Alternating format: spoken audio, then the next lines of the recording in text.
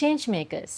යහපත් සමාජයක් වෙනුවෙන් වෙනසක් කරන්න උත්සාහ කරන මිනිස්සුන්ට වෙනසක් කරපු මිනිසුන් මුණ ගැසෙන අවකාශය. ඉතින් අදත් අපි සුවිශේෂී පුද්ගලයෙක් මේ වැඩසටහනට ගෙනල්ලා තියෙනවා. පුද්ගලයාටත් වඩා මම කියන්න කැමති බ්‍රෑන්ඩ් එකක් කියලා.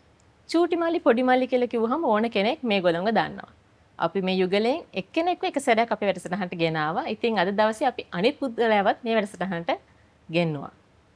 මේක අපි ඕගොල්ලෝගෙම ඉල්ලීමක් මත තමයි විශේෂයෙන්ම ගෙනාවේ. මොකද අපි එක පුද්ගලයෙක් ගෙනාවට පස්සේ අපිට ගොඩක් කමෙන්ට්ස් ආවා අනික් එක්කෙනාට ආරාධනා කරන්න කියලා. ඉතින් ඔහු සුනෙත් චිත්‍රානන්ද.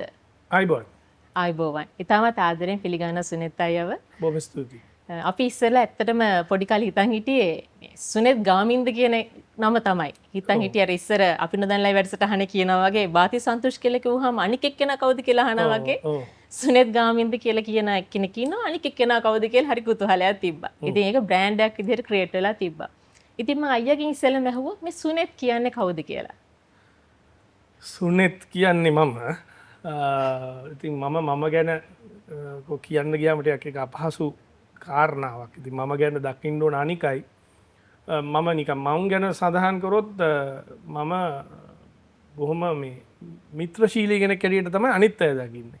යාළුවෝ දකින්නේ සහ ඒ කියන්නේ මට ගොඩක්ම මගේ තියෙන ලොකුම ශක්තිය ඇත්තටම මේ මගේ වටේ ඉන්න පිරිස. ඉතින් මම ඒක නිසා මේ ඒ කියන්නේ එහෙම ගොඩාක් කියලා අර මම දකින්න කෙනා හැමෝම එක හිතවත් වෙනව නෙමෙයි. නමුත් මම එක බොහොම විශාල පිරිසක් ඉන්නවා. ඒ අය බොහොම මට බොහොම ඇල්මක් දක්වනවා, ආදරයක් දක්වනවා සහ මමත් එහෙමයි. ඉතින් ඒක නිසා මේ මම බොහොම මිත්‍රශීලී කෙනෙක් හැටියට මම මාව දකින්න කැමතියි. ඔව්. එතකොට සුනෙත් අයියේ මේ ශාස්ත්‍රයට ඉස්සෙල්ලාම එන්න හේතුනේ මොකද්ද? මම දන්නවා දැන් ගාමින්දයත් එක්ක කතා කරාම කො යූත් එකේදී තමයි දෙන්න මුණ ගැහෙන්නේ කියලා. හැබැයි ඊටත් කලින් මේ ශාස්ත්‍රය ගැන ඉන්ට්‍රස්ට් එකක් ඇති වෙන්නේ කොහොමද? ඔව් ඒකට ප්‍රධාන හේතුව එකක් තමයි මගේ පියා බොහෝ වෘත්තීන් ඡායාරූප ශිල්පියෙක්. ඉතින් එතකොට එහා සමානවම මම ජීවත් වෙච්ච පරිසරය කියන්නේ මම ඇල්විටිගල මහල් නිවාසවල හිටියේ. ඒකට ඒ අවට හිටිය ගොඩක් මේ කලාවට සම්බන්ධ අය. ඉතින් විශේෂයෙන් කියන්න ඕනේ අපේ විජේරත්න වරකගොඩ මහත්තයා. එතකොට ලියෝනි කොතලාවල මැතිනිය, එතකොට සිසිර සේනාරත්න මහත්මයා, ඔය යශෝදා විමල ධර්ම, ගැමුණු විජේසූරිය මහත්තයා, හඩ්සන් සමරසිංහ මහත්තයා. එතකොට ඒ වගේ තවත් ගොඩක් නම් මට මේ කේඩීගේ ධර්මවර්ධන මහත්තයා, සිරිල්ලේ සීලවල මහත්තයා මේ වගේ විශාල පිරිසක් මේ ළඟ හිටියා. ඉතින් ඒගොල්ලෝ දිහා බලාගෙන ඉන්නකොට අර පොඩි කාලේ තමයි මට අර මේ තිබුණේ නෑ මේ රස්සාවක් අවදාරි කරනවා නම් මං කරන්න ඕනේ මේ අර 8-5 සාමාන්‍යයෙන් ඔය වැඩට ගිහිල්ලා අවස එන රස්සාවක් මට කරන්න කිසිම උවමනාවක් තිබුණේ නෑ. ඉතින් මම මේ එක දේවල් වලට ආසාවෙන් හිටියේ. එක කාලයක් ක්‍රිකට් ක්‍රීඩකයෙක් වෙන්න ආසාවෙන් හිටියා. ඊට පස්සේ හමුදාවට යන්න ආසාවෙන් හිටියා. ඊට පස්සේ මේ වතු සුපිරින්ටෙන්ඩන්ට් කෙනෙක් වෙන්න ආසාවෙන් හිටියා. ඒකට හේතු උනේ අර අපි ජීවත් වෙන පරිසරයේ හිටපු චරිත දිහාම දැක්කම ඒගොල්ලොන් ඉන්න විදිය. පස්සේ මට ටිකක් තේරෙනකොට තේරුණ දේ තමයි මේ ඒ කියන්නේ දැන් උදාහරණ තාත්තා ඡායාරූප ශිල්පියෙක් වීම එක්කම දැනුණා මේ මම ඇත්තටම ඔය තරුණ සේවා සභාවට එන්නෙත් මේ කැමරාව ටිකක් වැඩිපුර අධ්‍යයනය කරන්න මේ මට උවමනා වුණා. ටිකක් කලවට මට හිතුණා දැන් කැමරාව කියන්නේ හැමතිස්සෙම පේන්නේ නැහැ කැමරාවේ ඉන්න කෙනා. එතකොට මට වුණේ කැමරාවෙන් පොඩක් ඉස්සරහට එන්න ඕන කියලා හිතුණා. ඉතින් ඒකින්ද ඒකට මුකුත් කරෙත් නැහැ. ඇත්තටම මේ අපි තාක්ෂණය ඉගෙන ගනිමින් ඉන්න අතරේ ඔය පොඩි වීඩියෝ ක්ලිප්ස් කරා, ඔය පොඩි හඬ කැවීම් කරා. ඔය ඔක හරහා තමයි ඇත්තටම මේ මෙතනට තල්ලු වුණේ. ඉතින් ඉගෙන ගත්තේ තාක්ෂණය, වීඩියෝට සම්බන්ධ තාක්ෂණය. ඉතින් ඒකත් ප්‍රයෝජනවත් වුණා අන්තිමට මේ වැඩේ ඉස්සරහට කරගෙන යනකොට. එතකොට අයියේ දැන් හඬ කැවීම් ශිල්පියෙක් විදිහට අයියා සම්බන්ධ වෙන වැඩසටහන් වලට මේ අතර කාලෙදී නොයෙකුත් වෙන රැකියාවන් එහෙම නිරත වෙනවද? ඒවල නිරත වෙනවද? ඔව් මම කෙටි කාලයක් කියන්නේ පොඩි කාලයක් ඡායාරූප ශිල්පියෙක් විදිහට පුවත්පත් ආයතනයකට වැඩ කරා සහ ඔය පොඩි උත්සව අවස්ථා ඡායාරූපකරණය කිරීම සහ ඒවත් කරා. ඉතින් ඒක තමයි වෘත්තීයමය කියලා එකක් තිබුණේ. ඊට පස්සේ කියන්නේ හඬ කැවීම් කරා. ඒක තමයි වැඩිපුර කරේ. ඊට පස්සේ ඇඩ්වර්ටයිසින් පැත්තට ආවා. ඒ කියන්නේ ලියන්න ආවා. ඉතින් මේ කාරණා ටික වටේ තමයි කැරකුනේ. ඉතින් ඒ ඔක්කොගෙම පොඩි දක්ෂතා තියෙන්න ඇති. ඒක නිසා ඒකම තමයි වෘත්තීය උනේ. මේ ෆීල්ඩ් එකට සම්බන්ධ එක දේවල්. එකක් කියලා කියන්නත් බෑ. හඬ කැවීමුත් කරා ස්ක්‍රිප් ලිව්වා එතකොට ඔය මම ඩිරෙක්ෂන් නම් එච්චරම කරලා තිබුණේ කැමරාව කරා කාලයක් එතකොට මේ ඔය ඒ දවස්වල තිබුණා ඔය බූම් ඔපරේටර් තාමත් තියෙනවා ඒ වගේ වැඩ කරලා තියෙනවා රෙකෝඩිස් කෙනෙක් විදිහට වැඩ කරලා තියෙනවා ඉතින් ඒ වගේ ගොඩක් දේවල් කරලා තියෙනවා ලයිටිං ඇසිස්ටන්ට් කෙනෙක් විදිහට වැඩ කරලා තියෙනවා ඒ වගේ පොඩි පොඩි රස්සාවල් ඒවා ඔක්කොම අවුරුද්දක් දෙකක් ඇතුළත කරලා ඉවර වෙලා ඉතින් ඔය සිරසට සම්බන්ධ වෙනවත් එක්කම අපි ඉතින් ඒකත් එක්ක හඬ කැවීම් කරා ඒතර රේඩියෝ වැඩසටහන් කරා ඊට පස්සේ රූපවාහිනියට අපි නොදන්න ලයිව් වලට සම්බන්ධ වුණා ඒ කාරණා ටික බොහොම ඉක්මනින් සිද්ධ වෙලා ගියා ඒක තව හරි රසවත් තැනකට ගෙනවා මොකද අයියා කිව්වා ඒ දේම විතරක් නෙවෙයි තාම මෙන්න මේ වගේ නොයෙකුත් පොඩි පොඩි දේවල් ඒ අතරදී අත්හදා බලලා තියෙනවා ඒක කොච්චර වැදගත් වුණාද මොකද දැන් හඬ කැවීම් ශිල්පියෙක්ම විතරක් නෙවෙයි ඒ අතර තියෙන එකට අවශ්‍ය කරන අර සපෝටිව් රෝල්ස් උත් ගොඩක් ප්ලේ කරලා තියෙනවා ඒ අතරදීම ඒක කොච්චර වැදගත් වුණාද ඒක හරිම වැදගත් නම් මොකද දන්නවා දැන් අපි දැනගන්න ඕනේ දේ තමයි මේ තිරයෙන් පිටිපස්සේ ඉන්න අයගේ කාර්යභාරය සහ මේක මොනතරම් මේ තාක්ෂණයත් මේ ඔක්කොම එකට සම්බන්ධයි දැන් අපි හඬ කැවීම් කරනකොට ඇතුළට අපි රෙකෝඩිසුත් වෙලා තියෙනවා. අපි රෙකෝඩිස් විදියටත් ඉන්නවා. එතකොට සමහරවිට ඩයලොග් හදන්නත් ඉන්නවා. එතකොට හඬ කැවීම් ශිල්පියෝ තියෙනවා. එතකොට පොඩි අර ඕල් රවුන්ඩර්ස්ලා විදියට වැඩ කිරීම දැන් නම් ඉතින් ඒවයි යෙදෙන්නේ නැති වුණාට අර ඒකේ තියෙන කටුකකම සහ ඒකේ තියෙන අර මං කිව්වේ මං හරි මිත්‍රශීලී කියලා ඒකටත් එක හේතුවක් වෙන්නේ මොකද අපි සාමාන්‍යයෙන් ෂූට් එකට ගියාම ඒක ඉන්න මේකප් කරන එක්කෙනාගේ ඉඳලා ටී බෝයිගේ ඉඳලා ලයිට් කරන සියලු දෙනා එක්කම සම්බන්ධ වෙනවා යාළු වෙනවා හිතවත් වෙනවා එතකොට හැමෝම හරි සපෝටිව්. ඒ කියන්නේ අපේ අතින් අපි තුමු අපි 100% පර්ෆෙක්ට් නෑනේ. චූටි දෙයක් මොන හරි වුණත් සමහරවිට අපිට ඇවිල්ලා ඒක කියන්නේ ලයිට් කරපු මල්ලි කෙනෙක් එහෙම ඇවිල්ලා අයියේ පොඩ්ඩක් මෙහෙම මේ පැත්ත බැලුණාද අයියට කියලා හරි මොකක් හරි අහනවා. ඉතින් ඒක හරි හොඳයි. ඒක ඒ වැඩේ මම හිතන්නේ මේවා ටීම් වර්ක් නේ. ඉතින් මේවා ටීම් වර්ක් මේක ඇවිල්ලා අර ඕඩර්ස් දීලා එහෙම කරන්න පුළුවන්. නමුත් ඒක අපේ විදිය නෙමෙයි. එතකොට දැන් ටීම් වර්ක් ගැන කතා කරපු හින්දාම මට හිතෙනවා මේ ප්‍රශ්නෙත් අහන්නේ. දැන් අයියට හම්බ වෙන යූත් එකේදී ගාමින්ද අයව. හැබැයි හැමතිස්සෙම දැන් අවුරුදු 20කට වඩා මම හිතන්නේ අවුරුදු 30කට ආසන්න කාලයක් දෙන්න එකට කටයුතු කරනවා. අයියා කිව්වා වගේම අයියා ගොඩ මිත්‍රශීලී කෙනෙක්. ගාමින්දයි කියනවා ගාමින්දයි ටිකක් සීරියස් කැරක්ටර් එකක් කියලා තමයි කියන්නේ. හැබැයි මේ වගේ හොඳ ඩුවෝ එකක් කනෙක්ට් වෙලා වැඩ කරගෙන යන්න ව්‍යාපාරය පවත්වාගෙන යන සාර්ථකව ඒ වගේම මේ වගේ වැඩසටහන් එකට එකතු වෙලා කරන්න සමහර ක්වොලිටිස් බලපානවා. ඉතින් අයියා හිතන්නේ මොන වගේ ක්වොලිටිස් විශේෂයෙන්ම ගාමින්දගේ දැක්ක කියලාද ඒ වගේම මේ පාර්ට්නර්ෂිප් එකට මොන වගේ ක්වොලිටිස් බලපෑවා කියලා. ඔව් මෙහෙමයි අපි අර හැමෝම අපි කිව්වා වගේ 100% මිනිස්සු නෙමෙයි. අර කසාදයක දිවාගේ අර කතාවක් තියෙනනේ රීප්ප දෙකක් එකට වද්දන්න දෙකේම කෑලි දෙකක් කපලා අයින් කරන්න එපා. එතකොටනේ වද්දන්න ලේසි. ඒ වගේ අපි අපේ ජීවිතවල මොනම පාර්ට්නර්ෂිප් එකකට ගියත් අපේ කෑල්ලක් තියෙනවා අනිත් කෙනා වෙනුවෙන් කැප කරන්න වෙන.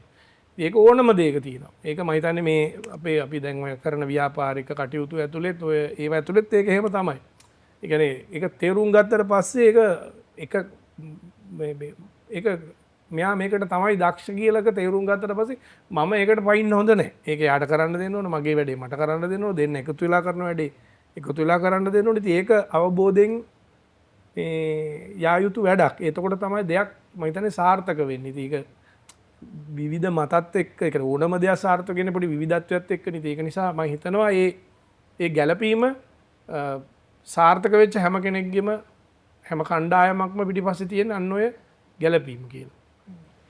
එතකොටයි දැන් හඬ කැවීම් ශිල්පියෙක් විදිහට ඉස්සෙල්ලා මේ ශාස්ත්‍රයට එනකොට මොකද ලංකාව ගත්තොත් අපි ඒක ජාත්‍යන්තර තලයත් එක්ක කම්පෙයාර් කරන්න පටන් ගත්තොත් අපි දන්නවා ගොඩක් වෙලාවට මූවිස් වල ඇනිමේෂන් තියෙන මූවිස් වල ගත්තාම ඒවල ඉන්න හඬ කැවීම් කරන ශිල්පීන් ගත්තාම ඉන්නේ සෙලිබ්‍රිටිස්ලා ඇක්ටර්ස්ලා සිංගර්ස්ලා ඒ වගේම ප්‍රමාණයක් ඒගොල්ලෝ අය කරනවා ඒ ඩබින් වලට. හැබැයි දැන් ලංකාවේ ගත්තාම දැන් අයියලා මේ හඬ කැවීම් ශාස්ත්‍රයට එනකොට තිබ්බ වාතාවරණයත් එක්ක මොන වගේ ට්‍රෙන්ඩ් එකක් මේ වෙනකොට ඇති වෙලා තියෙනවද? සාමාන්‍යයෙන් ඉල්ලුම මොන වගේද? මේ ඉන්ඩස්ට්‍රි ගැන පොඩ්ඩක් කතා කරොත් මේකට ඉන්ට්‍රස්ට් කෙනෙක් ඉන්නවා නම් එන්න මොන වගේ දෙයක් තමන් කරගන්න ඕනේද තමන් වෙනුවෙන්? ඒ වගේම මේ පොඩ්ඩක් අපි ඉන්ඩස්ට්‍රි ගැන කතා කරොත් ඒගොල්ලන්ට අවබෝධයක් ගන්න. ඔව් මෙහෙමයි අර කනගාටුදායක කාරණේකුත් මේක පිටිපස්සේ දැන් වෙනකොට මතුවලා තියෙනවා. ඒ කියන්නේ අපි කරන කාලේ ඒකට මේක ඉගෙන ගන්නත් ඕනේ. මේක මම කිව්ව තාක්ෂණය ඉගෙන ගන්නත් ඕනේ සහ මේ රංගපෑම ඒ අවස්ථාවල් වලට කොහොමද කරන්නේ යෙදෙන්නේ කටහඬවල් කොහොමද හසුරුවන්නේ අපි කොහොමද හුස්ම ගැනීම ප්‍රවා මේකට අදාළයිනේ. ඉතින් ඒක ඒ කාලේ අපි කරන එක සහ අපි එතකොට ඇත්තටම මේ බොහොම වගකීම් අඩු කාලෙක තමයි ඒ දේවල් කරේ. ඉතින් අනිත් එක අපි ඒකේ ඒ ආයතනවල සම්බන්ධ වෙමින් මම අර කලින් කිව්වා වගේ රෙකෝඩිස්ලා විදියට ඩබින් ඇසිස්ටන්ට්ලා විදියට ඉන්න ගම අපිට පඩියකුත් වගේ හම්බ වෙමින් තමයි තිබුණේ. නමුත් මේකේ මං හිතන්නේ يعني ගෙවීම් කියන එක ඊටාම පල්ලෙහා මට්ටමක තමයි තියෙන්නේ හඬ ගැයීම් ශිල්පීන්ට. දැන් ලෝකේ ඔයා කිව්වා අර සෙලිබ්‍රිටිස්ලා තමයි ගන්නෙ. මොකද ඒකට හේතුවකුත් තිබුණා. ඒ අය දක්ෂයි සහ ඒ බ්‍රෑන්ඩ් එකට එකනේ. අපි කියමු දැන් අපි ඕනම දෙයක් ගත්තොත් ඒකේ ප්‍රධාන චරිතය දෙන්නේ ප්‍රධාන මම හිතන්නේ රට අඳුරන සෙලිබ්‍රිටි කෙනෙකුට. ඒක දුන්නා මේ චරිතය ජනප්‍රිය වෙන ප්‍රමාණය ගොඩක් වැඩි. අපේ එහෙම එකක් නෙමෙයි උනේ. අපේ ඇත්තටම දැන් ඔය අපිට කලින් තිබිච්ච රූපවාහිනී වගේ ආයතනවලත් ඒවා ගුවන් විදුලියේ හිටපු අය තමයි හඬ කැවීම් වලට ආවේ. ඒකට අපි නම් හඬ කැවීම් වලට යාවේ. එකක් ඉතින් අපි අර කරපු වෙනසත් උනේ ඒකයි. අපි අර සාමාන්‍යයෙන් ඒ අර ගුවන් විදුලි ගතිය පොඩ්ඩක් තිබුණානේ. ඒක පොඩ්ඩක් අපේ එකේදී අපි පොඩ්ඩක් නැති කරගන්න උත්සාහ කරා. නැත්තම් අපිටත් මුල්ුනේ සහ ගුරුනේ අපේ ටයිටස් තොටවත්ත මහත්තයලා කරපු හඬ කැවීම් තමයි. ඒවා තාම ලස්සනයි ගොඩක් ජනප්‍රියයි. අපිත් ඒවෙන් තමයි මේ ඉන්ස්පයර් වෙලා මේව කරේ. හැබැයි අර කියන කනගාටුදායක දේ තියෙනවා. මොකද එකක් තමයි මේ රටේ ඔය පෞද්ගලික කාලේ ඇති වෙච්ච ඔය අර්බුදත් එක්කද ඩොලර් එකේ ප්‍රයිස් එක වැඩි වුණාම එතකොට පිට රටින් ඔය ගන්න ඕනේ චිත්‍රපටි ඩොලර් විදියට ගෙවලා. එතකොට ඒ ආයතන ඒවා ගන්න පෙළඹෙන්නේ නැහැ. මොකද හොඳ ක්වොලිටි ඒවා ගන්න පෙළඹෙන්නේ නැහැ. එතකොට අඩුවට තියෙන මොන හරි ගෙනල්ලා මේ ඩබ් කරලා පෙන්නනවා. ඒවා ඊට පස්සේ එතනදීම ක්වොලිටි එක ලොස්. ඊට පස්සේ ආයේ මේ වොයිස් කරන්න ගියාම සමහරලාට එකම කෙනා දෙන්නෙකුට වොයිස් කරනවා. එහෙම නැත්නම් අඩුවට ඉන්න අය වොයිස් කරනවා. එහෙම ප්‍රශ්න තියෙනවා. ඒක නිසා මේක හදාරලා හොඳට වෘත්තිමය මට්ටමේ තියෙන්න ඕන දෙයක්. ඉතින් දැන් ගොඩක් දේවල් වගේ ගොඩක් මේ ෆීල්ඩ් එකේ සමහර දේවල් වගේ ඒක දැන් ඒ තත්ත්වය පොඩ්ඩක් පල්ලයට බහැලා තියෙනවා. ඒක ගන්න කනගාටුයි. එතකොට අයියේ දැන් අපි හඬ කැවීම් ශිල්පියෙක් විදිහට ගමන පටන් අරගෙන ඊට පස්සේ අධ්‍යක්ෂණය දක්වාම යනවා. වැඩසටහන් අධ්‍යක්ෂණය කරන විතරක් නෙවෙයි ඊට පස්සේ මෙතනදී අපි කතා කරන්න ඕනේ තමන්ගේම කියලා ව්‍යාපාරයක් පටන් ගන්නවා. මෙතනදී මේ ඩොමේන් එකේ තියෙන ඔපචුනිටිස් හොයාගෙන තමන් දෙයක් ක්‍රියේට් කරගන්නවා. ඔව්. ඒක කොහොමද මොන වගේ අඩිතාලමද එතෙන්ට වැටුනේ මේ වගේ දෙයක් කරන්න ඕනේ කියලා. මොකද දැන් ඕනම කෙනෙක්ට ඉන්න පුළුවන් හඬ කැවීම් ශිල්පියෙක් විදිහට විතරක්. ඔව් නෑ ඒක තමයි. ඒ කියන්නේ ඕකට මෙහෙම අපි මම මේක අර කලිනුත් කිව්වේ දැන් එන අයට දැන් උදාහරණයක් සමහර වෙලාවට අපි වෘත්තීමය විදිහට මේක උගන්වන්න යන්නේ නැහැ. නමුත් අපිට අවස්ථාවොත් කාට හරි කතා කරන්න කියලා දෙන්න අපි විවිධ ආයතන වලට සම්බන්ධ වෙලා ඒකට ওই ලෙක්චර්ස් වලට ගිහින් තියෙනවා. මම පුද්ගලිකව ඒගොල්ලන්ට කියන්නේ මේක දැන් වෘත්තියක් තමයි. වෘත්තිමය නළුවෝ වෘත්තිමය හඬකැවීම් ශිල්පීන් කියලා තියෙනවා. නමුත් එහෙම වෘත්තියක් තියෙන්න එහෙම ශාස්ත්‍රයක් එහෙම නැත්නම් එහෙම ඉන්ඩස්ට්‍රි එකක් රටේ හැදිලා තියෙනවා. එහෙම ඉන්ඩස්ට්‍රි එකක් නැතුව ඒකට ඇවිල්ලා තමන්ගේ ජීවිතේ මේක ඇතුලේ ගත කරලා ආත්ම තෘප්තිය විතරක් අරගෙන ගිහිල්ලා වැඩක් තියෙනවා. ආත්ම තෘප්තිය ඕනේ. හැබැයි ආත්ම තෘප්තිය වගේම මේකට මුදල් ඕනේ. ඉතින් අපි උත්සාහ කරමින් ඉන්නේ අදටත් උත්සාහ කරමින් ඉන්නේ ඒ කියන දෙකම මේක ඇතුළට ගේන්න. ඒ කියන්නේ දැන් ඒක නිසාම තමයි අපි විවිධ දේවල් කරේ. ඇත්ත කතාවකුත් මුදල් තියෙන තැනට අපි යන්න සිද්ධ වුණේ. ඒක ඇඩ්වර්ටයිසින් පැත්තට ගියේ. එතන තමයි මුදල් තිබුණේ වෙලා. ඒකට ඒකට ගියා. ඒක කරන්න සිද්ධ වුණේ අරක නිසා තමයි. ඉතින් ඒක දැන් ලෝකයේ අනිත් රටවල් එක සංසන්දනය කරගත්තොත් සමහර අය මං කියන මතයට විරුද්ධ වෙන්න පුළුවන්. නමුත් අපි වෘත්තිමය නළුවෝ කියන්නේ අපි මේ අර අපි කියන්නේ මේ විනෝදයට රඟපානවා කියලා කියන්නේ නැතු ඒක සාධාරණ නැහැ එහෙම කියන එක. නමුත් මම කියන වෘත්තිමය නළුව ඉන්න පුළුවන්. නමුත් ඒකට වාතාවරණය රට ඇතුලේ හැදිලා නැහැ. ඒක හැදෙමින් යනවා. දැන් චිත්‍රපටි වගේ ඒවා ජනප්‍රිය වෙනවා. මිනිස්සු බලනවා, ලෝකේ බලනවා, අපේ ලෝකේ කියන්නේ අපේ අය ලෝකේ ඉන්න අය බලනවා. ඉතින් ඒව හරහා මුදල් එනවා. මොකද ඒ මුදල් හරි විදියට ඒවා පල්ලෙහාට ගිහිල්ලා ඒ නළුවට ඒ තියෙන වටිනකම එනවාද? යාට මේන්ටේන් වෙන්න පුළුවන්ද? අපි දන්නවනේ සෙලිබ්‍රිටි කෙනෙක් වෙන්න ඕනේ වුණොත් තමයි ඒ මනුස්සයාට ඒක තියෙන්නේ. එහෙම නෑ. ඒ කියන්නේ මේ මනුස්සයා පාරේ පොලේ බස් එකේ ඕන තැනක ඉන්න බොහොම ඕන නිතර දෙවියර දකින්න තියෙන නිකන් සුලභ මනුස්සයෙක් වෙනවා. ඉතින් දුලභ මනුස්සයෙක් වෙන්නේ නෑ ලංකාවේ සෙලිබ්‍රිටි කෙනෙක් ලේසියට ඔය ක්‍රිකට් ක්‍රීඩකයෙක් වගේ එහෙම විශේෂම කෙනෙක් නොවුනොත්. එහෙම තත්ත්වයක් තමයි තියෙන්නේ. අයියා කිව්වා වගේම ගොඩක් ප්‍රයත්නයක් දරනවා සුනිත් අයයි ගාමින්දයි දෙන්නම මේ ශාස්ත්‍රයේ තව ගොඩක් දේවල් නගා සිටවන්න. ඒ කියන්නේ පුළුවන් තරම් කටට උදව් කරනවා ඇත්තට මේ ශාස්ත්‍රයට එන්න. ඒ වගේම මම හිතනවා යම්කිසි ආදර්ශමත් ගමනක් ගිහිල්ලා තියෙනවා සමහර එතික්ස් එහෙම ගොඩක් වෙලාවට රැකගෙන. ඉතින් ඒ ගමනේදී අනික් දේ තමයි මට තේරිච්ච දෙයක් ඒ වගේම ලොකු රිස්ක් එකකුත් ගන්නවා මේ ගමනේදී. මොකද උදාහරණයක් විදිහට ගත්තොත් ඇස්ටරික්ස් කියන කාටුන් එක මම බලලා තියෙනවා මේ දැන් අපි බලන්නේ අයියලා කියවෙන සූරපප්පා. ඒක බලන්න පටන් ගත්තට පස්සේ ඒ ආසාවෙන් හින්දා බලන ඇත්තටම ඔරිජිනල් වර්ෂන් එක. හරිම බෝරින්. ඊට පස්සේ පොත කියුවොත් ඒ කියන අර ගතිය රසාස්වාදය දැනෙන්නේ නැහැ අපිට. මොකද අපිට ඒක ලෝකලයිස් වෙලා නැහැ. හැබැයි ඒ ලෝකලයිස් කරනකොට ගන්න පොඩි පොඩි රිස්කුත් තියෙනවා. මොකද දැන් උදාහරණයක් විදිහට ගත්තාම අද වෙනකොට සූරපප්පා එකේ තේමා ගීතය ගත්තත් කවුද බෝයි ගත්තත් මේවා ට්‍රිප් එකක් කරනකොට අනිවාර්යෙන් කියනවා. මිලේනියල්ස්ලගේ අනිවාර්යෙන් කටේ තියෙන සින්දු කීපයක්. ඉතින් මේ අතරදී අපි දන්නවා මේ කාටුන් කියන එක අපි ලංකාවේ බලන පොඩි ළමයි විතරක් වුණාට මේක සාමාන්‍ය පොඩි ළමයිටත් එහා ගිය සාමාන්‍ය ඇඩල්ට්ස්ලත් බලන කාටුන් සෙග්මන්ට් එකක් තමයි මේක. ඉතින් මේ අතරදී මේ ඩබින් කරනකොට ඒ පාවිච්චි කරපු වචන දැන් උදාහරණයක් විදිහට come on baby come on එන්නේ ඒ වගේ වචන පාවිච්චි කරනකොට ඒ ගත්තු රිස්ක් එක ගන්නකොට මොන වගේ ගැටලු ඇති වුණාද චැලෙන්ජස් ආවද නැත්නම් මොන වගේ thought process එකක්ද මේක පිටිපස්සේ ගියේ? මෙහෙමයි ඕනම දෙයක් වෙනස් කරන්න හදනකොට පොඩි පොඩි ගැටලු එනවා. හැබැයි ඒක අපි දැනගන්න ඕන කොතනද අපේ සීමාව කියන එක. ඒ කියන්නේ අපි බවුන්ඩරි එකක් තියෙනවා. අපි හැමතිස්සෙම වැඩ කරලා තියෙන්නේ බවුන්ඩරි එක ඇතුලේ ඉඳගෙන. ඒක නිසා අපිට එහෙම ලොකු සමාජ විරෝධයක් ඇවිල්ලා නැහැ.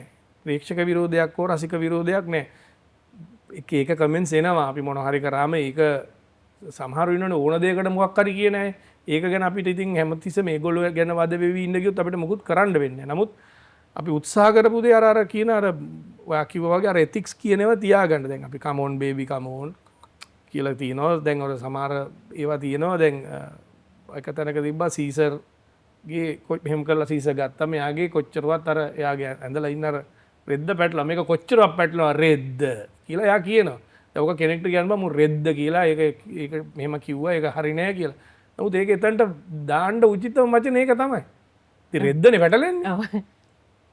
ඉතින් ඔන්න ඔයගේ විවිධ ඒ කියන්නේ ඇත්තටම කිව්වොත් එහෙම ඒ ඇස්ටරික්ස් කියන කාටුන් එකම තියෙන්නේ ඇත්තට පොඩි ළමයින්ට විතරක් නෙමෙයි. ඒක ඇතුලේ දේශපාලනයක් කතා වෙනවා. ඒක ඇතුලේ වෙන අමුතු දේවල් කතා වෙනවා. ඒ කියන්නේ සංවර්ධනය ගැන පවා ඒක වෙන විදියට වර්තමාන සංවර්ධනය ගැන කතා වෙන එක තැනක තිබුණා මේ පොළොව හාරගෙන මොම යනකොට එක තැනකදී ඒගොල්ලන්ට අර ප්‍රංශය සහ ලන්ඩනය යා කරන ටනල් එක හම්බ වෙනවා. මේ ඉතිහාසයේ කතාවක්. හැබැයි අර ඒ වගේ පොඩි දේවල් ඒගොල්ලෝ පවා කරලා තිබ්බා. අපේ රටේ තියෙනවනේ එකන් අර මේ එක එක්කෙනා මේ සංස්කෘතික ඇලි අයිති කරගෙන ඉන්න අයගේ පොඩි තියෙනවනේ ඒගොල්ලන්ගේ මේ නිකන් මනෝමය රාජ්‍යයන් ඒවට පොඩි වදිනකොට ඔන්න මොන හරි කියන ගති තියෙනවා. ඉතින් ඒක අපිට නවත්තන්න බෑ. මොකද අපි කරපු දේ ගැන දැන් වර්තමානයේට අපිට පේන දේ තමයි ඒ කියන්නේ අපිට මේ චෝදනාවක්වත් ඒ ගැන කනගාටුවක්වත් මොකක්වත් නැහැ. අපිට තියෙන්නේ ඒ අය තමන්ගේ වෘත්තියට සහ තමන්ගේ සීමාවන් කොච්චර විදිහට අවුල් කරගන්නවද කියන එක දැන් කුණුහරුප කියන ගානටම ඇවිල්ලා නැති. කුණුහරුපේ කටින් කියන ගානට මේ කියන්නේ කුණුහරුප අපි දන්නවා ඒගොල්ලන්ට කලින්. අපි ගියපු ඉස්කෝලවල අපි හිටපු සමාජවල කුණුහරුප තමයි අපි කිව්වේ. හැබැයි ඒක අපි වෙලා කැමරාවක් ඉස්සරහා මයික් එකක් ඉස්සරහා කියන්නේ අපි යාළුවෙක් එක්ක කුණුහරුපයක් කියන එක මයික් එක හරි කැමරා එක හරි රෙකෝඩ් වෙලා ඒක දැම්මොත් අපිට කරන්න දෙයක් නැහැ. ඒක ඉතින් අපි උමනාවෙන් කරපු දෙයක් නේ. අපි අතින් බැරි වෙලා වෙච්ච දෙයක්. ඒවා අපි දැනුත් කියනවා. නමුත් අර Taman නිර්භය වීම කුණුහරුපය ඇවිල්ලා මෙහෙම ටීවී එකට කියන එක එනවා මයික් එකකට කියන එක ඒවා හන ඒවා කතා කරන එහෙම සමාජෙ ඉන්නවා. ඒ කියන්නේ කුණුහරුප කියන එකත් සමහරුන්ට ජීවිතේ එක කාලයක මග ඇරිච්ච අයනේ ඔය. ගැන ගෙවල් වලින් ප්‍රශ්න දාලා දැන් අපිව ගෙවල් වලින් දාලා හදන්න බැරි වෙච්ච කාලෙක අපි ඔය පුංචි කාලේ මට මතකයි මම 3ේදී 4 විතර තමයි පන්තියේ කුණුහරුපයක් කියලා ප්‍රින්සිපල් ගාවට ගෙනිච්චේ. හරිද? ඒතකොට එතනදී හම්බෙච්ච පරිප්පුවෙන්ද මම මීඩියා වල ඇවිල්ලා කුණුහරුප කියන්නේ නැහැ දැන්. ඉතින් එහෙම පනිෂ්මන්ට් එකක් හම්බ වෙලා නැහැ ඒගොල්ලන්ට. ඉතින් ඒක තමයි ඔය මීඩියාගේ ඉස්සරහට ඇවිල්ලා කුණුහරුප කියන්න පෙළඹිලා තියෙන්නේ. ඉතින් ඒක ගැන කනගාටුයි. මට කනගාටුයි මට ඒක අවුලක් නැහැ. ඒගොල්ලොම තමන්ගේ වල කපා කරගෙන ඉන්නවා. දැන් අපි ගත්තහම මේ කියන ඔඩියන්ස් එකත් මේ අතරදී වෙනස් වෙනවානේ. මොකද දැන් අයියා ඉස්සලම් පටන් ගන්නවා මාස් මීඩියා වලින්. ගුවන් විදුලියේ රූපවාහිනියේ තමයි ඉස්සලම් වැඩසටහන පටන් ගන්න. ඊට පස්සේ කාලයක් එක්කම දැන් මේ කියන සෝෂල් මීඩියා වලට එනවා. ඒත් එක්කම ඉන්න ඔඩියන්ස් එකෙත් වෙනසක් තියෙනවා. මොකද මේක එක ජෙනරේෂන්ස් වල වෙනසක් වෙනවා. විකාශනය සිද්ධ වෙනවා. ඒත් එක්ක කොහොමද හැඩ ගැහෙන්නේ චූටි මල්ලි පොඩි මල්ලි? ඔය ඇත්තටම අපි සෝෂල් මීඩියා ප්‍රොඩක්ට් දෙකක් නෙමෙයි. ඇත්තම කතාගුත් අපි සෝෂල් මීඩියයක ඉන්නවා තමයි අපිට වඩා සෝෂල් මීඩිය එක ඉන්න අය ගොඩක් ඉන්නවා ඒක ඒගොල්ලෝ ඉගොල්ල ඒක අත්පත් කරගත්ත විදි ඒක ගැන අපි හොඳ අයිති ඇත්තට මෙහෙම එක දේවල්ලට යන්නු ඒක කාරණා දෙගත්වන එකක් තමයි ප්‍රධාන වශයෙන් අපි සෝෂල් මීඩියාවලට යන්න පොඩි තිබිච්ච කම්මැලික මේ වෙලාවේ ඒ අභියෝගය ගත්තේ පොඩ්ඩක් අපි මුලින් අරගත්තා අරගත්තට අපි ඒක කන්ටිනියු කරේ නැහැ අපේ තිබිච්ච ඔය අනිත් වැඩ චිත්‍රපටි වැඩ සහ ඔය ප්‍රධාන මාධ්‍ය ධාරාවල වැඩ නිසා අපි ඒක එච්චරම උනන්දු වෙන්නේ නැහැ. ඉතින් හැබැයි ඉතින් ඒක තමයි කියන්නේ සෝෂල් මීඩියාම කියලා කියන්නේ මේ සමාජ මාධ්‍යනේ. ඒක සමාජයත් එක්ක අපි කොතනද ජනප්‍රිය වීම සහ කියන්නේ ජනප්‍රිය වීම කියන වචනේ නම් වැරදි ඒකට හරි වචනයක් නැහැ. කියන්නේ මිනිස්සු අපි ට්‍රෙන්ඩ් වෙනවා කියලා කියන්නේ. ඒක කියමුකෝ ට්‍රෙන්ඩ් වෙනවා. ට්‍රෙන්ඩ් වෙන්නේ මොකද්ද? ඕන ජනාවක් ට්‍රෙන්ඩ් වෙනවා. ට්‍රෙන්ඩ් වෙනවා කියන වචනය ඇතුළේම තියෙනවා ඒක ඉක්මනට බහලත් යනවා. ට්‍රෙන්ඩ් වෙනවා. ඊළඟ දවසේ හෙට එන වෙන එකක් ට්‍රෙන්ඩ් වෙනවා. අරක නෑ. හැබැයි අපි මං කියන්නේ මේක පොඩ්ඩක් අර පොඩි ස්ථාවරව පවත්වාගෙන යන්න පුළුවන් තැනක තියාගත්තම ඇති කියලා අපිට. මැද තැනක තියාගත්තම හොඳ ඇත්තටම සබුද්ධික ජනතාවක් එක්ක කීප දෙනෙක් හරි එක්ක මේ ගනුදෙනුව කරගෙන ගියාම මේක ටිකක් කාලයක් අපිට රඳා පවත්වා ගන්න පුළුවන්. එහෙම නැත්නම් අද බැලුවා මේක කරා මෙහෙම කරා අයින් කරා අපෝ දැන් මුංගි වැඩ හරි නෑ කියලා එහෙම කියලා දාන දවස ළඟයි. ඔව්. ඒක නිසා ඒක අපි හරි පරිස්සමෙන් කරන්න ඕනේ. එතකොට දැන් අයියලා ට්‍රෙන්ඩ් එකක් පස්සේ දුවනට වඩා ඇත්තට මේ කියන අර අපි කියන්නේ සස්ටේනබල් විදිහට ස්ටේබල් විදිහට මේ වෘත්තියේ දැන් අවුරුදු කීපයක් කියලා කියන බෑ අවුරුදු දෙකකට ආසන්න කාලයක් මේ ශාස්ත්‍රයේ රැඳිලා ඉන්නවා. එතකොට අයියා දකින විදිහට සාර්ථකත්වය කියලා කියන්නේ මොකක්ද? සාර්ථකත්වය කියන එක මෙහෙම නිර්වචනය කරන්න ගත්තොත් ඒක ටිකක් ගැඹුරු කතාවක්. අපි සාර්ථකයි කියන්නේ මෙහෙමනේ අපි අපේ ජීවිතයේ එක කාල පරිච්ඡේදයන් මේ ගත වෙමින් යන්නේ. දැන් මම සාර්ථකයි කියලා කියන්නේ මම හිතනවා මම සාර්ථක ස්වාමි පුරුෂයෙක් පියෙක් සහ අපේ තාත්තා නම් නැහැ අම්මා ඉන්නවා. අම්මට සාර්ථක පුතෙක් සහ සහෝදර සහෝදරියන්ට සාර්ථක සහෝදරයෙක් සහ මගේ ජීවත් වෙන යාළුවන්ට සාර්ථක මිත්‍රයෙක් සමාජයට හොඳ මිනිස්සෙක්. ඒක තමයි මම මේ මොහොතේ සාර්ථකයි කියලා හිතන්නේ. එහෙම නැත්නම් මේකෙන් ඒ කියන්නේ මේක මුදලින් ගණන් බලන්න ගියත් එහෙම නැත්නම් මොකක් හරි වෙන එකකින් ගණන් බලන්න ගියත් ඒක කොතනක සීමාවක් නැහැනේ. ඒක නිසා මම හිතනවා මම ඊටාම සන්තෝෂයි මේ ඉන්න මොහොත ගැන මම සාර්ථකයි. නෑ අයියා කියවනේ පියෙක් කියලා. ඉතින් ඒ හින්දා මට හිතෙන එතනින් පොඩි ප්‍රශ්නයක් අහන්න. මොකද තාම දැනට මොකද තාම පොඩි ළමයි පොඩි. ඒගොල්ලෝ දැන් ඒගොල්ලෝ තව අවුරුදු 5ක් විතර ඇතුළත ඒගොල්ලන්ගේ අනාගතයේ තීන්දුව වෙන තැන් වලට ඒගොල්ලෝ යනවා. ඉතින් එතනට ඒගොල්ලන් හරි විදියට සේන්දු කිරීම තමයි. එතනින් එහාට කරන දේ ගැන ඉතින් ඒගොල්ලෝ තමයි වගේ කියන්නේ. හොඳ තැනකට ගෙනාව කතා බහ මොකද ඇත්තටම හරි තැනකට යවන්න ඕනේ. අනාගතේ ඒගොල්ලන්ට හරි තීරණයක් ගන්න ඕන කරන මඟ පෙන්වීම තමයි අපිට කරන්න පුළුවන්. දැන් අයියත් ඉන්නේ මේ මාධ්‍ය ශාස්ත්‍රයේ. එතකොට ගොඩාක් සෝෂල් මීඩියාත් එක්ක ඉන්වෝල්ව් වෙනවා මේ ඩිජිටල් කොන්ටෙන්ට් ගැන දකිනවා. ඒත් එක්කම ඔවුන්ගේ අධ්‍යාපන කටයුතු වලට සමහර වෙලාවට මේ ඩිජිටල් ඩිවයිසස් භාවිතා නොකරන්න බැරි තරම්. මොකද අනිවාර්යෙන් ඒ දේ කොන්ටෙන්ට් කන්සියුම් කරන්න වෙනවා. ඉතින් මේ ඔක්කොමත් එක්ක පියෙක් විදිහටත් ඒ වගේම ආටිස්ට් කෙනෙක් විදිහටත් මේ කියන මීඩියා භාවිතා කරන මෙන්න මේ දේ අතර යම්කිසි බැලන්ස් එකක් මේන්ටේන් කරන්නත් ඕනේ. දරුවන්ට කොහොමද මම හරි දේ කියලා හිතන දේ ඩිලිවර් කරනකොට මොන වගේ දේවල්ද හිතන්නේ? අවංකවම කිව්වොත් ඔන්න ඔය කෑල්ලේදී අපි තාත්තා කෙනෙක් හෝ කවුරු හෝ හැටියට පොඩි අසරණ වෙන කෑල්ලක තමයි අපි තියෙන්නේ. මොකද හේතුව අපි ජීවත් වෙච්ච සමාජය නෙමෙයි දැන් දරුවන්ගේ සමාජය. දැන් මගේ පුතාම මට ඕක කියනවා. ඒ කියන්නේ හේතුව මම හිටියේ මහා පිරිසක් එක්ක. ෆිසිකලි මිනිස්සුත් එක්ක මම ගැවසුනේ. අපිට ඩිවයිසස් තිබුණේ නැහැ. අපි ඉස්කෝලේ ඇරලා ආවිල්ලා විනාඩි කීයද ගෙදර ඉන්නේ ඊට පස්සේ බලන්නේ පිට්ටනියට බහින්න. යාළුවොත් එක්ක ක්‍රිකට් ගැහුවා, වොලිබෝල් ගැහුවා, බැඩ්මින්ටන් ගැහුවා, ටැප් රග ගැහුවා. ඒවා ගාක් සෙල්ලම් කරලා දඟලලා දුවලා පැනලා දාඩිය ආගෙන ගෙදරට එනකොට අම්මගෙන් බැනුම් අහගෙන කකුල් දෙකේ අර මඩ තට්ටු දුවිලි තට්ටුව ඒ ගෙදර එනකොට ඒක නෑ දැන් ඒ ළමයින්ට. ඒතකොට ඒගොල්ලන්ගේ හොඳම යාළුවා තමයි ඩිවයිස් එක. ඔව්. ඒතකොට ඒගොල්ලන්ගේ හොඳම යාළුවා එහෙම අර මේ ඊටාම නිර්දේ විදියට ඒගොල්ලන්ගෙන් ඈත් කිරීම සුදුසු නෑ. ඔව්. ඒතකොට ඒක හරි පරිස්සමට ඒක සාකච්ඡා කරමින් මොකද හේතුව කොච්චර වුණත් අවුරුදු 15ක 16ක දාතු ඒ වගේ දරුවෙකුට මේක මේ සියල්ල පෙරා ගැනීමේ හැකියාව නේ අපිට තිබුණෙත් නැහැනේ. ඔව්.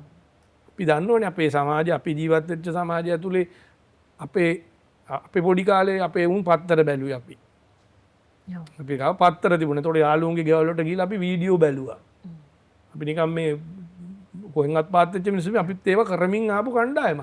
හැබැයි එහෙම වෙච්ච අපි කොහොමද කියන්නේ අපි කතා කරන අපි මතක දාරේ ගිහලා සෙට් වෙලා අරුන්ගේ ගෙදරට මේ ගෙදරින් ඩෙක් එක ගෙනල්ලා අතරින් ඩෙන්ටි කාඩ් එක ෆිල්ම් එක ගෙනල්ලා ඔහොම බලපු අපි කොහොමද කියන්නේ ළමයිට ඉතින් උන් එක්ක එක සාකච්ඡා කරන්න ඕනේ. ඔව්. මෙන්න එහෙම තියෙනවා. මේවා මෙහෙම වෙනවා. මෙහෙම දැන් සමහර අපි හිතනවා සමහර ඔය තියෙන මද්ද්‍රව්‍ය වල නංවත් උන් දන්නේ නැහැ උන් දන්නවා. පොඩි ඒගොල්ලෝ මේ මෙන්න නමුත් කියන අපිට. මේක තියෙන මෙන්න මෙහෙම ඇඩික්ෂන් කියන්නේ මෙහෙමයි ජීවිතේ ඊට පස්සේ වෙන්න මෙහෙමයි. එහෙම වෙච්ච ඒගොල්ලෝ අපි දැකලා තියෙනවා ඒවා මෙහෙමයි කියලා ඒගොල්ලොත් එක්ක මේක සාකච්ඡා කරන්න ඉතාමත්ම ළඟ සම්බන්ධතාවයක් පවත්වාගෙන යෑම තමයි වඩාම හොඳ. එහෙම නැත්නම් මේකෙන් වහලා තියන්න. මේකෙන් මේ තියෙන එක සම්පූර්ණ වහලා කරලා මේක අතට නොදී ඒවා ටයිම් දැන් පිට රටවල් තියෙන සමහර වයස් වලට සෝෂල් මීඩියාත් අහනවා. එහෙම තියෙනවනේ නමුත් අපේ රටවල එහෙම වෙලා නැහැනේ. ඉතින් අපි ඒවා පරිස්සම් කරගෙන මේවා තියෙන දේවල් අර ළමයාට අපිත් එක්ක තියෙන ગેප් එක පුළුවන් තරම් අඩු කරලා ඒ සාකච්ඡාව කිරීම තමයි තාම හොඳ වෙන්නේ. නැත්තම් මේක ලේසි වෙන්නේ නැහැ. මොකද මේ කණ්ඩායම තව ටික කාලයක් යනකොට මේ දැන් ඔය ගොඩක් අය කියන කතාවක් තමයි අලුතෙන් ඔය රැකියාව වලට එන මේ પરම්පරාව අලුත් මේ දැන්පත් ජෙන් Z එකේ ළමයි ගැන කතා කරනකොට කියන්නේ මුන් පොඩ්ඩක් සැරවුණත් උන් රස්සාවෙන් රස්සෙලා යනවා. උන්ට දරා ගන්න බෑ. උන් අයින් වෙලා යනවා. උන්ට මොන හරි කරන උන් ඒ ගැන හිතන්නේ නැහැ කවුරුද කණ්ඩ බොණ්ඩ දෙනවා. උන් ඉන්නවා. උන් එහෙම වරි වෙන්නේ නැහැ.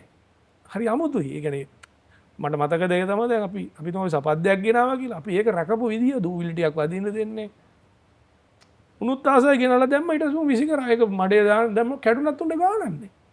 එහෙම තමයි ඒක දැන් හැදෙන විදිය. ඉතින් ඒක නිසා අර ඒවා ඔක්කොම පොඩ්ඩක් තේරුම් ගනිමින් බැලන්ස් කරමින් කියලා දෙමින් ඒගොල්ලන්ගේ ප්‍රශ්න අපි අහගනිමින් නේද පුතේ අර කියලා තාම සූක්ෂම විදියට මේක විසඳන්න වෙනවා. ඉතින් ඒක බෝම්බයක් නිෂ්ක්‍රිය කරනවට වඩා අමාරු වෙනවා.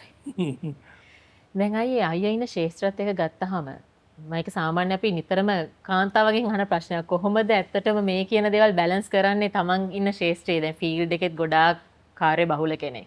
ඒතර කොහොමද මේ පවුලේ තියෙන දේවලුත් බැලන්ස් කරගන්නේ දැන් ළමයි කතා කරන්න ඕනේ ඔය කිව්ව ප්‍රශ්නේ හින්දාම මොකද ඒගොල්ලන්ගේ තියෙන ඇඩික්ෂන් එකෙන් අයින් වෙන්න නම් ඒගොල්ලන්ව දැනුවත් කරන්න ඕනේ අවබෝධය ලබා දෙන්න ඕනේ මේ කාලය කොහොමද මැනේජ් කරගන්නේ කළමනාකරණය කරන්නේ. එහෙමයි ඕක ඇත්තටම අපි කළමනාකරණය කරලා නැහැ කියලා මට හිතෙන්නේ. ඒ කියන්නේ කළමනාකරණය කිරීමක් කරලා නැහැ කළමනාකරණය කරන්න උත්සාහ කිරීමක් තියෙනවා. ඉතින් අපේ වෘත්තියේ හැටි තමයි වැඩ දවසට වැඩ.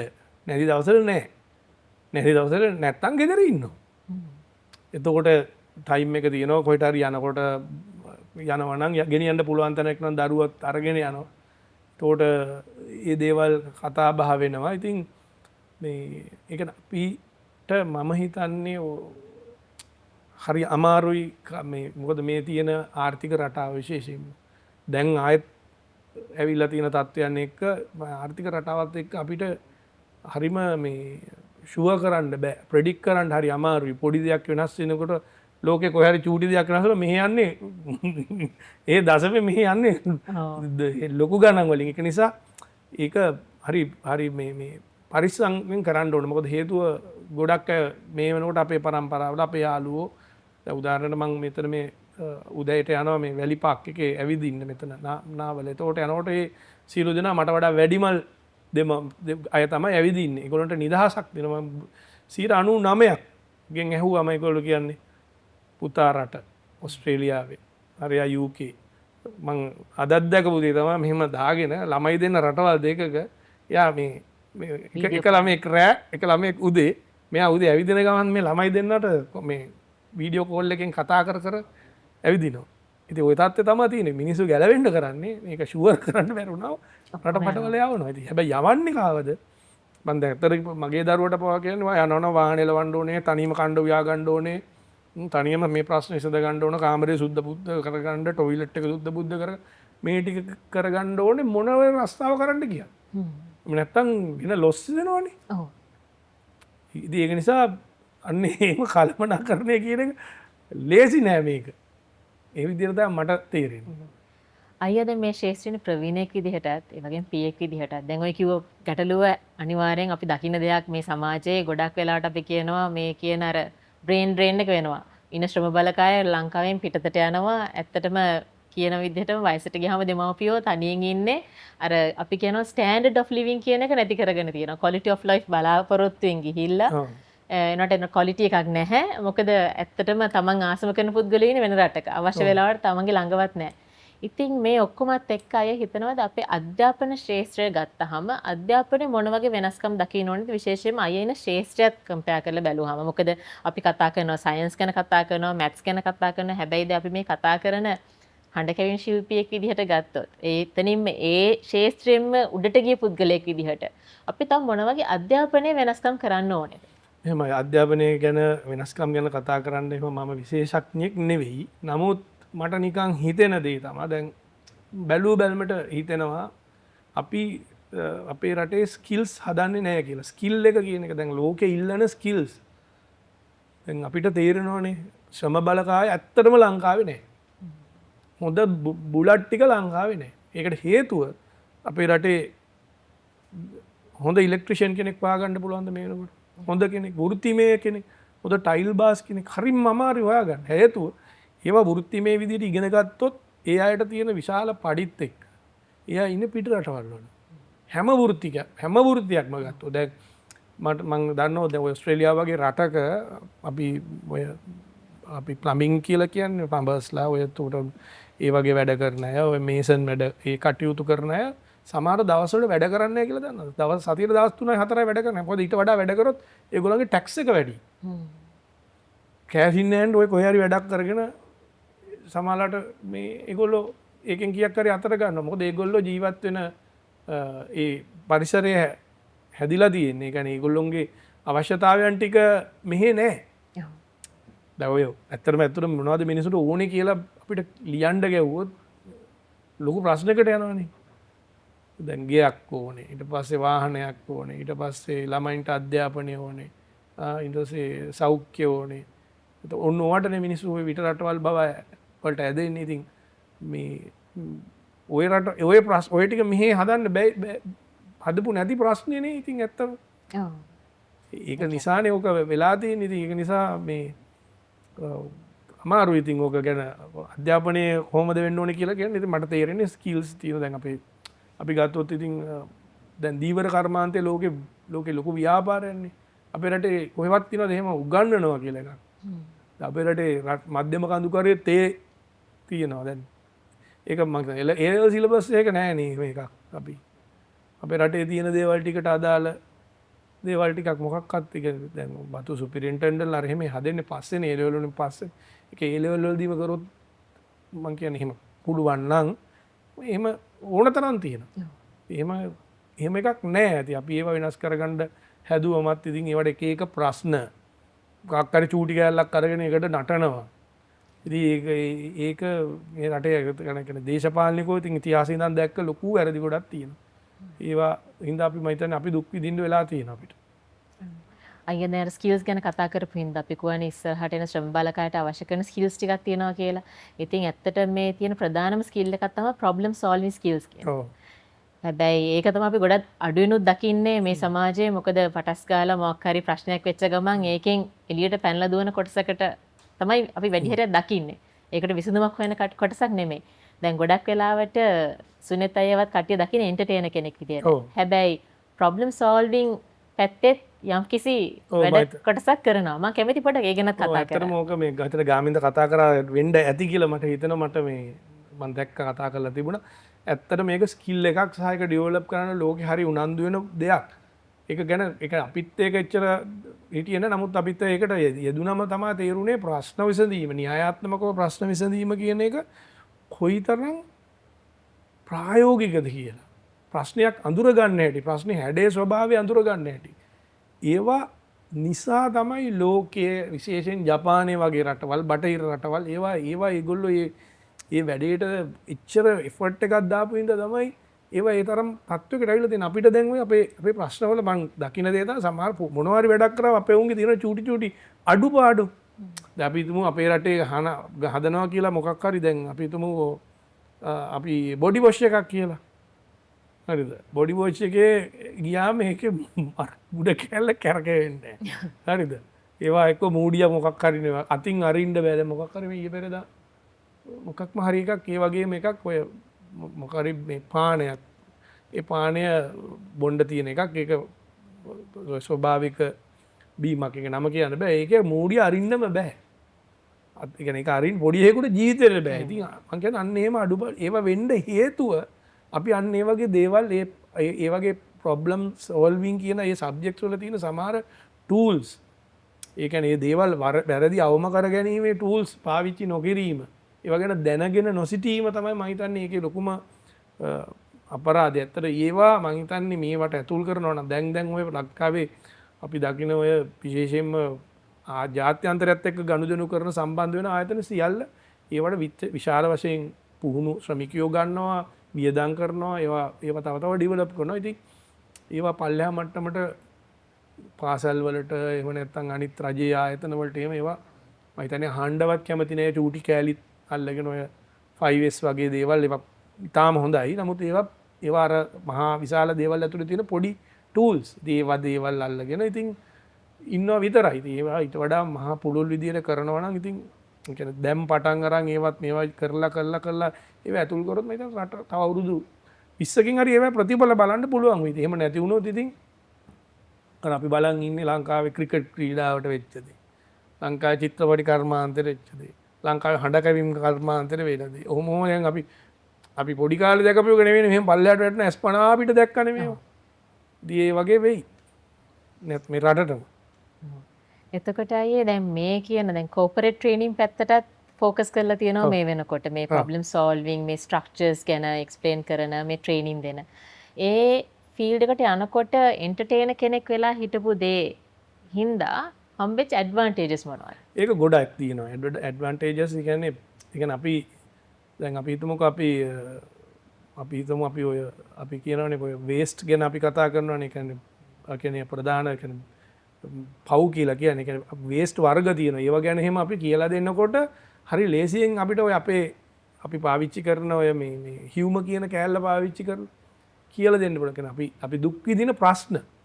ඒවා ඒ වගේ දේවල් වලට ඉතාම වටිනවා සහ ඒවා මුළු හැම එකටම හැම දෙයකටම අපි දැන් උදාහරණයකට අපි හිතමුකෝ දැන් අපි හිතනවානේ මේ